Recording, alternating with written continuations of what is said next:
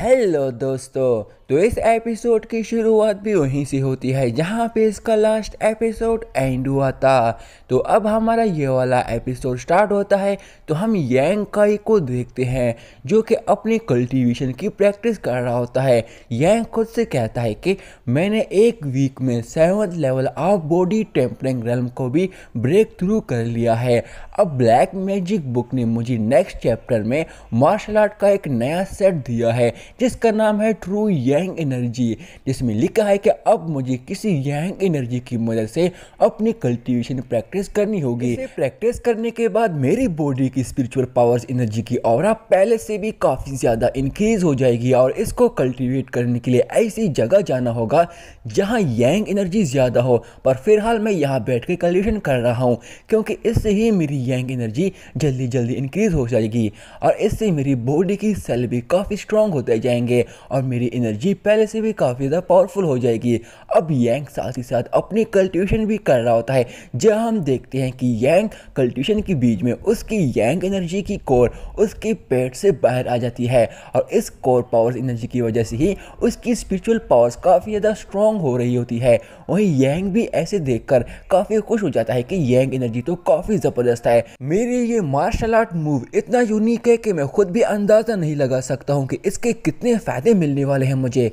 इसे प्रैक्टिस करके ही अब मेरी बॉडी अपर रेल्म तक पहुंच गई है। ये कोर एनर्जी तो काफ़ी ज़बरदस्त है मगर इसे प्रैक्टिस करना उतना ही बहुत ही मुश्किल है। इसके साथ ही वो उस एनर्जी उस कोर को वापस अपनी बॉडी में प्रोसेस कर देता है और खुद से कहता है कि चाहे मुझे जितनी भी तकलीफ क्यों ना हो मैं अपनी कल्टीवेशन अब कभी नहीं रुकूंगा क्योंकि ये पावर्स मुझे जल्दी काफ़ी पावरफुल बनाने वाली है। इसके साथ ही वो कल्टीवेशन करते हुए आसपास की इस यांग एनर्जी को ऑब्जर्व करने लगता है। अब बॉडी में ज़्यादा यांग एनर्जी स्टोर होने की वजह से उसकी बॉडी जलने लगती है पर फिर भी यांग नहीं रुकता और काफ़ी देर तक इस दर्द को सहते हुए अपने कल्टीवेशन करते रहता है, जिसके बाद एंड में उसकी बॉडी एकदम काफ़ी एनर्जी रिलीज कर देती है और ये इतना पावरफुल अटैक हो जाता है कि इससे आसपास के पेड़ तक हिल जाते हैं, जिसे अंदाज़ा हो जाता है कि इसकी कल्टीवेशन के बाद यांग की बॉडी पावर्स पहले से काफ़ी ज़्यादा खतरनाक हो गई है। इसके बाद आखिरकार यांग अपनी आज की कल्टीवेशन पूरी कर लेता है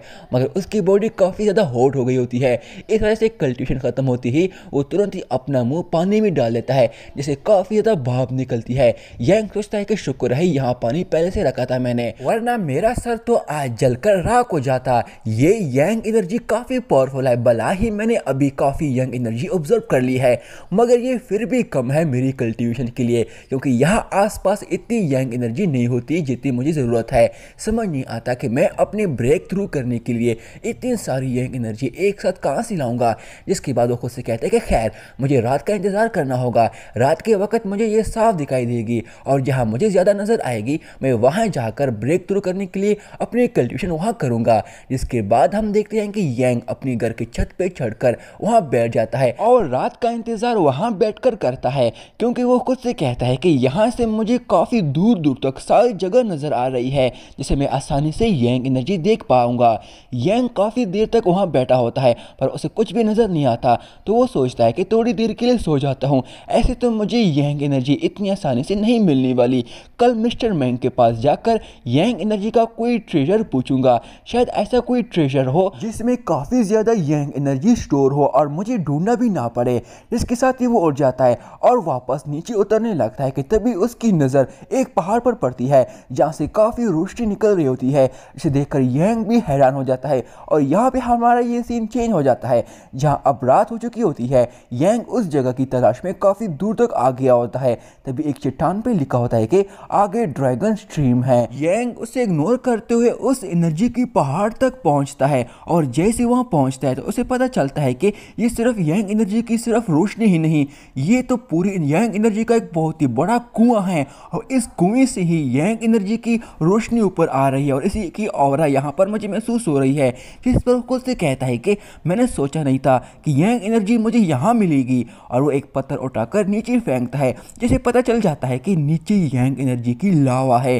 जिस पर यंग समझ जाता है कि वो वहाँ नीचे तो यहाँ इस यंग एनर्जी की मदद से कल्टीवेशन तो नहीं कर सकता, तो इसे यहीं से उस सारी यंग एनर्जी को ऑब्जर्व करके अपने कल्टीवेशन करनी पड़ेगी। और इसी के साथ वो वहाँ बैठकर अपने कल्टीवेशन स्टार्ट कर देता है। जिस पर वो कहता है कि अगर मैंने true young art powers energy की प्रैक्टिस नहीं की होती तो मुझे अभी पता भी नहीं चलता कि ये सारी यंग एनर्जी है, और ना ही मुझे इस जगह का पता भी चलता, क्योंकि वो जो मैंने कल्टीवेशन की थी इससे मेरे अंदर काफ़ी शक्तियाँ आ गई है और मैं बहुत कुछ दूर से भी महसूस कर लेता हूँ। इसके साथ ही वो उस स्ट्रीम की सारी यंग एनर्जी को ऑब्जर्व करने लगता है। वो यंग एनर्जी एक फायर ड्रैगन की फॉर्म में सीधा ऊपर आकर यंग की बॉडी में प्रोसेस हो जाती है, और फिर यंग मन लगाकर कल्टीवेशन करता है, और ऐसे करते हुए अगली सुबह हो जाती है और आखिरकार यंग अपनी कल्टीवेशन बंद कर देता है। और फिर तुरंत ही अपनी स्पिरिचुअल पावर्स टेक्निक का इस्तेमाल करते हुए वो अपने फिंगर से एक डिवाइन यंग एनर्जी का एक लिक्विड ड्रॉप क्रिएट करता है,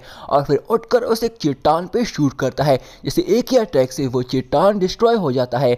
यंग सोचता है कि इस यंग एनर्जी ने ना सिर्फ मेरी प्रैक्टिस में मदद की है, बल्कि मैं अब इसकी मदद से एक पावरफुल अटैक भी क्रिएट कर सकता हूँ, जहाँ मैं एक ही छोटे से ड्रॉप से कितनी तबाही कर सकता हूँ। पर मुझे इसकी लिमिट का नहीं पता, तो मुझे इसे दोबारा इस्तेमाल नहीं करना चाहिए, ये काफ़ी खतरनाक है। मुझे इसे अच्छे से समझने के लिए अभी काफ़ी प्रैक्टिस की ज़रूरत है। अब ये सब यंग सोच ही रहा होता है कि तभी पीछे से कोई ओल्ड मैन वहाँ आ जाता है, और यंग जैसे उसे सेंस कर लेता है तो वो बिना देखे तुरंत ही उस पर अटैक कर देता है, पर वो ओल्ड मैन बड़ी आसानी से उसके अटैक से पीछे हट जाता है। ये देखकर यंग भी हैरान हो जाता है, मगर तभी वो ओल्ड मैन अपनी फुल स्पीड से 1 सेकंड में यंग के पास जाकर उसे बस हल्का सा टच करता है, जिससे यंग दूर जाकर गिरता है, बट वो खुद को संभाल लेता है। उसकी इतनी भयानक पावर्स को देखकर यंग के तो होश उड़ जाते हैं।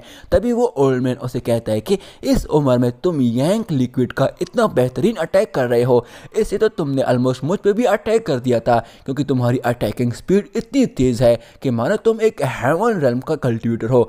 आखिर तुम हो कौन बच्चे? तभी यंग सोचता है कि इसने सही कहा, मेरा अटैकिंग स्पीड पहले इतनी फास्ट नहीं थी, आखिर ये कैसे किया मैंने? बट तभी वो उठकर उसे ग्रीट करता है और कहता है कि डियर एल्डर, मुझे माफ कर दे, मैंने आपको देखा नहीं था, बट डर की वजह से मैंने अनजाने में अटैक कर दिया था, मैं आपको कोई नुकसान नहीं पहुंचाना चाहता था। क्या आप बता सकते हो आपका नाम क्या है? मगर वो ओल्ड मैन उसे कहता है कि मैंने देखा तुमने सिर्फ एक उंगली का इस्तेमाल करते हुए मुझ पे अटैक किया, और वो भी काफ़ी पावरफुल। बट तभी यंग उसे कहता है कि मास्टर मुझे माफ़ कर दीजिए, मैंने बस ध्यान नहीं दिया था। जिस पर वो ओल्ड मैन उसे कहता है कि तुम मुझे एल्डर 11 कह सकते हो। जिस पर यंग सोचता है कि मैंने तो आज तक लिंगजियाओ पवेलियन में कभी भी एल्डर 11 का नहीं सुना। तभी वो एल्डर उसे कहता है कि तुम्हें देखकर मुझे किसी की याद आ रही है, क्योंकि तुम मेरे एक पुराने दोस्त के जैसे दिख रहे हो, मुझे तुम्हें देखकर अच्छा लग रहा है। जिस पर यंग उसे पूछता है कि आखिर कौन है वो जिसके जैसे मैं दिखता हूँ?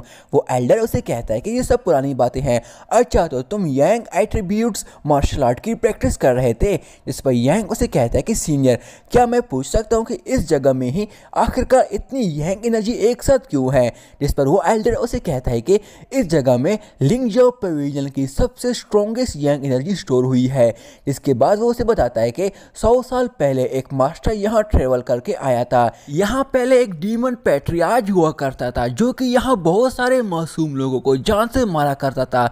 मगर जब उसने ये सब कुछ देखा तो वो अपनी स्वॉर्ड का इस्तेमाल करते हुए उसने पूरी डीमंस को अपने एक ही स्वॉर्ड स्लैश अटैक से उन्हें ख़त्म कर दिया, जिसकी वजह से यहाँ ये यंग एनर्जी का एक कुआं पैदा हुआ और बाकी बचे हुए डीमंस इसमें गिरकर मारे गए। तब से लेकर आज तक ये जगह काफ़ी फेमस है, इसे ड्रैगन वैली के नाम से जाना जाता है। इसके अलावा हर बुरे इंसान को सज़ा भी यहाँ दी जाती थी। उसके बाद धीरे धीरे यहाँ लोग रहने लगे, जिसके बाद उस मास्टर ने यहाँ लिंगजियाओ पवेलियन सेट बनाया और यहाँ से लिंगजियाओ पवेलियन सेट का इतिहास शुरू हुआ था। लिंगजियाओ पवेलियन सेट बनने के पीछे का मकसद एक ही था कि हर एक बुरा इंसान हो या फिर डीमन, उसको दोबारा इतना पावरफुल ना होने दे जिससे वो आगे जाकर इंसानों के लिए खतरा बन सके। इसलिए तब से लेकर आज तक यहाँ बच्चे इस सेक्ट में मार्शल आर्ट सीखते हैं और इनका एक ही मकसद है बुराई को इस दुनिया से खत्म करना। इस यंग एनर्जी को हम एक ट्रेजर के तौर पर देखते हैं, लेकिन आजकल के बच्चे इन्हें इग्नोर कर देते हैं। जिस पर यंग उसे पूछता है कि क्या आप यहाँ ट्रेजर देखने के लिए आए थे क्या, जिस पर एल्डर जवाब देता है कि नहीं, मैं तो किसी को ढूंढने के लिए यहाँ आया था, इसे क्यों देखने आऊँगा, पर शायद वो यहाँ नहीं है। इसके साथ ही वो वहाँ से जाने लगता है। यांग उसे दोबारा पूछता है कि किससे, वो उसे कुछ नहीं बताता है, जिस पर यांग उसे ग्रीट करता है कि मुझे गाइड करने के लिए आपका बहुत ही शुक्रिया मास्टर। बट जैसे वो सर उठाकर देखता है तो वो वहाँ से गायब हो चुका होता है। तभी यांग सोचता है कि इसने जो इस ट्रेजर के बारे में मुझे जो कुछ भी बताया ये सच ही होगा, वो भला मुझसे झूठ क्यों बोलेगा, इसलिए यकीन कर लेना चाहिए। वहीं अब काफ़ी देर हो चुकी होती है, इसलिए वो भी अब घर के लिए निकल जाता है। इसके साथ ही यहाँ पे हमारा ये सीन चेंज हो जाता है जब हम यांग के घर को देखते हैं। यांग अपने घर पहुँच गया होता है, पर जब वो अपने घर के दरवाजे को देखता है तो खुद से कहता है कि मुझे अच्छे से याद है कि मैं बंद करके ही घर से बाहर जाता हूँ, बट ये दरवाज़ा तो खुला है, आखिर क्यों। जिस पर यांग तुरंत ही अंदर जाकर देखता है तो अंदर कोई लड़की उसकी बेड पे सो रही होती है। ये देखकर वो तो पूरी तरह हैरान हो जाता है कि मेरे बेड पे एक लड़की कहाँ से आ गई। तभी हम देखते हैं कि ये वही मास्क वाली लड़की होती है। यांग के अंदर आने से उसको आवाज़ आती है तो वो तुरंत ही उठ जाती है, जो कि सो रही होती है। जिस पर यांग तुरंत ही उसका नाम पूछता है कि मिस आपका नाम क्या है। ये सुनकर वो लड़की भी शर्मा जाती है। तभी यांग सोचता है कि अरे नहीं, मैं ये क्या पूछ रहा हूँ। तभी वो लड़की उसे बताती है कि मेरा नाम जिया है। जिस पर यांग उसे कहता है कि अच्छा तो आपका नाम जिया है, पर मुझे ये बताओ आपको कोई मसला है क्या, जो अकेले मेरे कमरे में आ गई। जिस पर लड़की उठकर उसे कहती है कि क्या आप पहले इस लैम्प को जला सकते हो, काफ़ी अंधेरा है, ऐसे बात करते हुए काफ़ी अजीब लग रहा है। जिस पर यांग उसे कहता है कि ऐसा तो नहीं है, देखो चांद की रोशनी आप पर पड़ रही है, कितनी खूबसूरत हो आप। ये सुनकर लड़की शर्मा जाती है। तभी यांग उससे कहता है कि अरे नहीं, ये मैं क्या बकवास करी जा रहा हूँ। तभी लड़की उसे कहती है शाम के वक्त ब्लैक विंड माउंटेन से एक शिकारी तुमसे मिलने आया था, मगर तब तो तुम अपने घर पर थे ही नहीं, और जब उसने मुझे देखा तो तब उसने आपका ये बैग मुझे दिया और कहा कि यांग से कहो कि मेरी ज़िंदगी बचाने के लिए आपका बहुत ही शुक्रिया, और उस एहसान का बदला मैंने इस बैग में डाला है। इसके साथ ही वो बैग यांग को देती है। यांग उसे वो बैग पकड़ लेता है, जिस पर लड़की उसे कहती है कि मैंने उसे वादा किया था कि जब तक तुम वापस नहीं आते और मैं अपने हाथों से ये आपको वापस ना कर दूं, तब तक मैं यहाँ से नहीं जाऊँगी। इस वजह से तब से मैं यहाँ इंतज़ार कर रही थी, और ऐसे इंतज़ार करते करते अचानक से मेरी आंख लग गई थी। तभी यांग उसे कहता है कि माफ़ कर दे, अगली बार मैं जल्दी आऊँगा। तभी वो सोचता है कि अगली बार से मेरा क्या मतलब, मेरे लिए रोज़ रोज़ गिफ्ट थोड़ी आते हैं। तभी वो लड़की उसे कहती है कि मुझे फ़र्क नहीं पड़ता, अब जल्दी आओ या लेट, मैंने आपको सब दे दिया, तो मैं अब यहाँ से जा रही हूँ। इसके साथ ही वो तेज़ी से वहाँ से निकल जाती है। तभी यांग सोचता है कि ये ज़रूर जैन शान का गिफ्ट तो है, उसने ही मुझे ये दिया है, जैसे मैंने स्पाइडर मॉन्स्टर से बचाया था उसे और उसके बच्चे को। उसने मेरे लिए 2 नए सूट तैयार किए हैं। साथ ही यहाँ पे हमारा यहाँ भी सीन चेंज हो जाता है, जहाँ अब अगली सुबह हम यांग के घर को देखते हैं। तभी यूनटियान भागकर चुपके से वहाँ एक दीवार के पीछे खड़ा हो जाता है। उसके हाथ में एक लेटर होता है। वो पहले आसपास देखता है कि कोई है तो नहीं, इसके बाद ही वो उस लेटर को खोलकर रीड करता है। इसमें लिखा था कि ब्रदर यांग, मैंने काफ़ी दिनों से आपको देखा नहीं है, I miss you so much, इसलिए मैं स्पेशली आपको मेरे साथ थोड़ी बात करने के लिए ब्लैक विंड माउंटेन में बुला रहा हूँ। आप जल्दी वहाँ आ जाइएगा, मुझे आपका इंतज़ार रहेगा, मैं आपका इंतज़ार कर रहा हूँ, तो ज़्यादा वेट मत कराइएगा मेरा। इसके बाद ही यूनटियान अपना पेन निकालकर उस पर ज़ूमो का साइन करता है, और साथ ही यहाँ पे नीचे लिखता भी है कि जल्दी आना यांग काई, और फिर उस लेटर को उस दरवाजे के सामने फेंक देता है। वहीं उस आवाज़ से यांग की आंख खुल जाती है और फिर तुरंत ही उठकर बाहर जाकर देखने लगता है, और जैसे ही दरवाज़ा खोलता है और नीचे वो लेटर उसे दिखाई देता है तो वो उसे उठाकर तुरंत ही रीड करता है। पर जब उसमें साइन देखता है तो वो खुद से कहता है कि ये तो ज़ूमो ने लेटर लिखा है, अच्छा तो ये मुझे सबक सिखाना चाहता है, बट सेट के रूल्स के खिलाफ नहीं जाना चाहता, इसलिए ये सब कुछ बड़े ध्यान से कर रहा है। तभी तो पास वाले ब्लैक माउंटेन में मुझे बुला रहा है। जिस पर वो खुद से कहता है कि अब जब ये बुला ही रहा है तो मुझे जाना ही चाहिए, आखिर वहाँ मुझे अपनी ट्रू यांग टेक्निक को वहाँ पे यूज़ करने का मौका भी मिल जाएगा। इसके साथ ही दोस्तों हमारा ये वाला पार्ट यहीं पे एंड हो जाता है। दोस्तों ये वाला एपिसोड ज़रा बराबर भी अच्छा लगा है तो मेरे इस चैनल को सब्सक्राइब करके इस वीडियो को लाइक कर देना।